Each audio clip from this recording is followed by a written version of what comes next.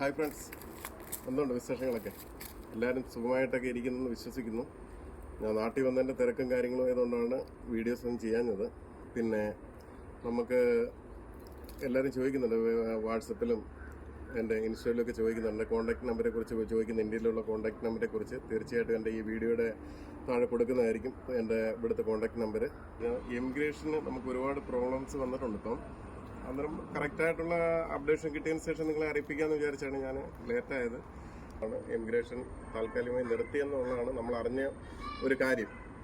ഇനി എന്തെങ്കിലും മാറ്റങ്ങളോ എന്തെങ്കിലും ഉണ്ടെങ്കിൽ തീർച്ചയായിട്ടും അടുത്ത വീഡിയോയിൽ നമ്മൾ വിശദമായിട്ട് കാര്യങ്ങൾ പറയുന്നതായിരിക്കും. ഓക്കെ, നമ്മൾ ഇമിഗ്രേഷനെ കുറിച്ചുള്ള കാര്യങ്ങളൊക്കെ പറഞ്ഞിരുന്നു. ആ സമയത്ത് തന്നെയാണ് ഇപ്പം ഒരു പുതിയൊരു ന്യൂസ് എന്ന് പറയുന്നത് വെച്ച് കഴിഞ്ഞാൽ, ബംഗ്ലാദേശിൽ നിന്നുള്ള ആൾക്കാർ 2 പേരോ 3 പേരോടുകൂടി നമ്മുടെ ലിത്വാനിയയിലൊരു ATM അവർ കുത്തി തുറന്നെന്നൊക്കെയുള്ളൊരു ന്യൂസ് ഇപ്പം നമുക്ക് പുതിയൊരു അപ്ഡേഷനായിട്ട് കിട്ടിയിട്ടുണ്ട്.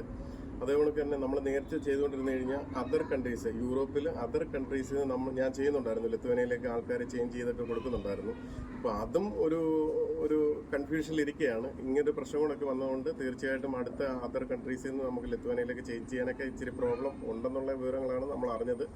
എന്തെങ്കിലും കറക്റ്റായിട്ടുള്ള കാര്യങ്ങൾ നമ്മൾ അറിയുമ്പോൾ നിങ്ങളെ വിശദമായിട്ട് ഞാൻ പറഞ്ഞു തരികയും ചെയ്യും. ഞാൻ നാട്ടിലാണെങ്കിൽ തന്നെ എപ്പോഴും നമ്മൾ അവിടെയായിട്ട് കോൺടാക്ട്സും കാര്യങ്ങളും ഉണ്ടായതുകൊണ്ട് നമുക്ക് അന്നേരമുള്ള വിവരം കിട്ടും. വിവരം കിട്ടുന്ന സമയത്ത് ഞാൻ വീഡിയോയിൽ പറയുന്നതായിരിക്കും.